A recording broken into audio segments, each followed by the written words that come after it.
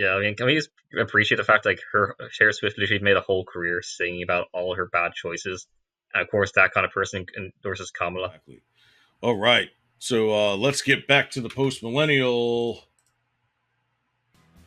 Ladies and gentlemen, Taylor Swift endorses Kamala immediately after ABC debate, referring to herself as a childless cat lady. Yeah, don't go to Ohio. Let's see what's going on here.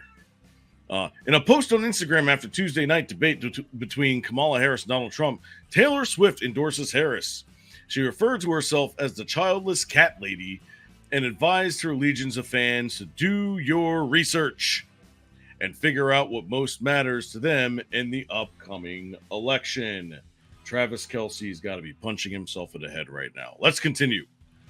Oh no, he's probably saying like I'm really hoping that contract where we break up. It's like Christmas to him. Like this day he can break up with her, the better. What day was that? We got to keep up with that. We'd have like a live countdown, like Yeah, wasn't it? I thought it was like the last week of September. Like it's pretty close to like October. I'm pretty sure.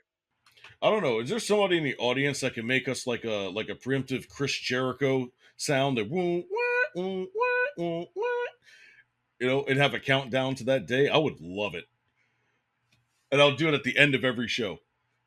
Absolutely. And then at 0 hour, I will go live.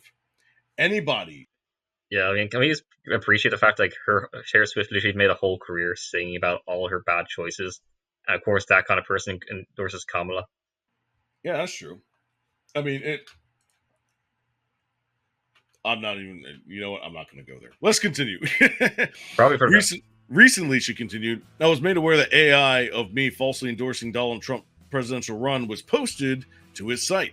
It really conjured up my fears around AI and the dangers of spreading misinformation.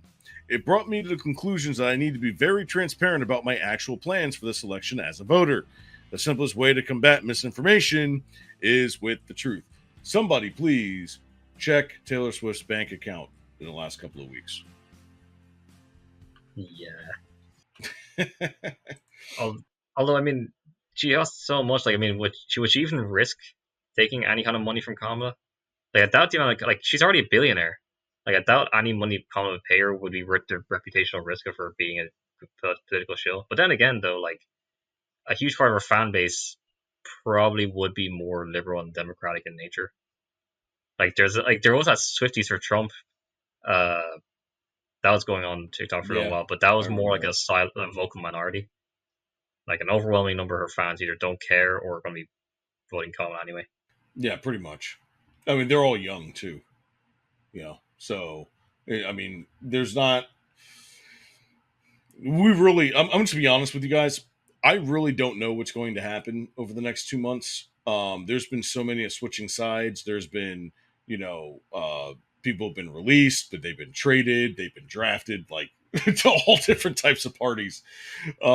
Just ask libertarians. But anyways, this this election I think is going to be one of the weirdest elections ever, if we're not at war already.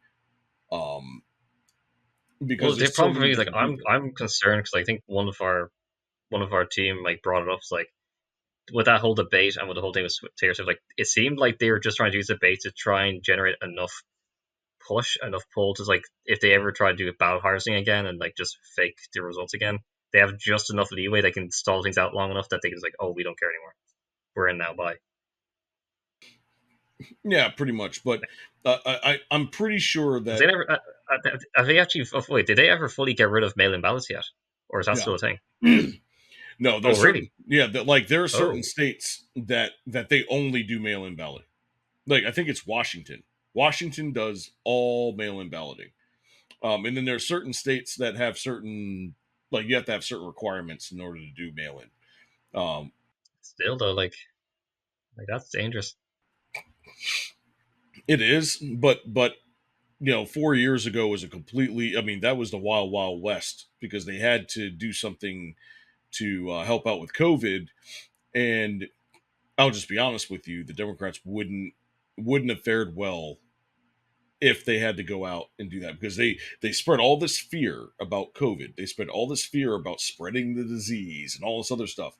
And then all of a sudden they're going to come out and say, but make sure you line up to vote and stand next to everybody. Yeah, Yeah, that's true. that's not going to happen. So Well, I mean, that was so funny during the debate when like they kept blaming Trump for all the shit like then COVID. Like he literally didn't want to do any of that shit. You forced him to do it, and then when you got into power, you escalated all the stuff people hated anyway. Like it was so funny, and he never called him out on it. yeah, it's like this big circle where they keep chasing their tail, and it gets smaller and smaller and smaller to the point where now they're running into their own ideology and their own methods. Yeah, It's crazy. I never thought I'd be there.